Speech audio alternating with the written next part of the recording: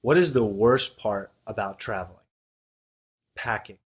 Packing has to be one of the most annoying things we ever have to do when it comes to traveling. I would personally put it up there with wet socks, which is a big pet peeve. Don't ask how it happens. My name is Arman Asadi of whyleftgoogle.com, and in this quick video, I'm going to show you how I'm getting ready to live my freedom lifestyle in Brazil for the World Cup, which is a lifelong dream come. Now, if you've ever had to pack for an extended trip of more than even a week, you know how difficult it can be to figure out what to take, how to pack it, and make sure that you have all the equipment you need to get your work done if you're a solopreneur like me. I'm going to show you all the equipment I carry, as well as all the clothes I'll be packing, and even how I pack it. You'll even get to see my underwear. Don't worry, it's not that bad. Let's get into it. All right. Here is everything I'm going to be taking with me to Brazil. And this trip is going to be at least 3 weeks. And you're going to see all the clothes back there. This is all the stuff I'll be taking. And these are all my electronics. And it's going to go directly into this 22-inch Tumi bag, which I've had forever. Best investment I've ever made. And this brand new bag that was just gifted to me, which is also a T-Tech Tumi laptop bag. And I'll show you exactly how I'm going to pack it, but let's go through each item first. Okay, first things first, the lifeblood of any entrepreneur, solopreneur, the MacBook Pro. Just recently got this one with Retina display. It is a beast. I love this thing. You can't really carry books with you. That's very difficult when you're traveling. So Kindle, this is awesome for the plane, any downtime you have for reading. Also, one of the things I talk about a lot is carrying pen and paper, a notebook. As far as productivity goes and downtime, you can brainstorm, you can mind map. This is really important to carry a moleskin notebook like this. Obviously, this is just a writing utensil. This is just a little business card case that I'll be carrying. You never know who you might meet. Some cables for the iPhone, for the Kindle.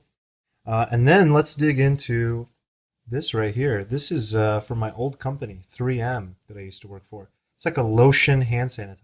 I love this stuff. I can't get enough of it. This is very useful. You just never know when you'll need it. It's one of those things that's worth having. And as far as electronics go, a converter is necessary. You can get this pretty much at any store. You can even walk into like a Ross and probably find one of these for $5. They're really useful. It's good to get these all in one style. And what this is just power supply to switch to USB. So if I put this directly there like that, I can go and charge two things at once. So for example, the Kindle and my iPhone all at the same time.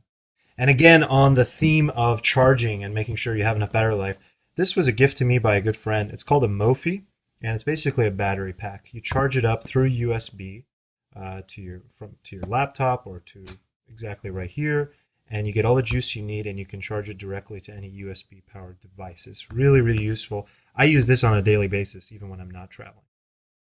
To make videos, microphones are important for me specifically. I'm not even using one right now, but this is a lavalier microphone from Rode that works really nicely with the iPhone. It's really professional and awesome. This is a Samson Go mic. Again, it's a USB microphone. I love this one. This is probably one of my favorite microphones. It's as good as a $200 microphone, and I got it for around $35. Links to everything will be below the post, just so you know. This is a Ethernet adapter. This is very useful because in a lot of places, you're not necessarily going to have Wi-Fi, but you might walk into the hotel room and you'll see that they've got an Ethernet cable. It's odd, but it still happens a lot, and it's worth having that tool. If you're working, one of the most important things is being able to zone in. And these are Sennheiser noise-canceling headphones. They're a lot less expensive than the Bose that are for $300. I think I got these for $75, $80 on Amazon. Really like them. Obviously, I need to get to the World Cup games, so those are my tickets. And it's important to get a workout in. Clearly, I won't be able to go to 24-hour fitness or anything like that, but for me, you know, when it comes to productivity, workouts and health are very important to keep me going. So this is just an armband. This is a really slick, small jump rope, and these are just some resistance bands that work really well. And over here we have a toiletry bag. This is useful to have and carry during the day. I got this when I was in Bali. It's basically just one of those collapsible bags. And then finally, it's important to have a day bag. You can find these online on Amazon. There are some that are very collapsible and easy to pack. This is nothing fancy. This is, again, another item from back in the day from 3M, and I still use it. It was cheap. It's still working. All it is something that I can easily fold up and pack and use during the day, because you don't want to be carrying the main laptop bag, and clearly you don't want to be carrying your suitcase. You need something like a day bag. There's a lot of different options. Just make sure it's easy to pack. All right, the clothes. This is the hard part for most people, and it was hard for me too. Two key takeaways here, okay? You want to roll everything as much as you can. I'll probably even roll those shirts, but for now that's okay. And you also want to pack for only about 7 days. I don't care if you're gone for 2 months. You still only want to pack for around 7 days, because laundry is cheap. It's easy to find. When I was in Southeast Asia, you could get your laundry done for about $1. I don't expect it to be that inexpensive in Brazil, but clearly it's still something that can be done. So you only want to pack about 7 items for each part of your wardrobe. Here I've just got a really light jacket that I probably don't even need, some light pants that I probably don't even need. These are the two, extra items that I probably shouldn't even be bringing, but you never know, I might get stuck in a rainstorm or something. These are Nike Frees. I like them for travel because they're easy to pack, they're really light, and they don't take up a whole lot of space. Some sandals, because I'll be on the beach a lot. And for the guys, like I said, I was going to show you my underwear. For the guys, this stuff is awesome. This isn't the high-end, wool, easy wash, easy dry stuff that everyone talks about in the traveler blogs. What it is just some athletic boxers from Adidas. And they're more polyester, and they just dry very quickly. So worst case scenario, if you wash them in a sink, they'll dry really fast. Let's hope I don't have to do that.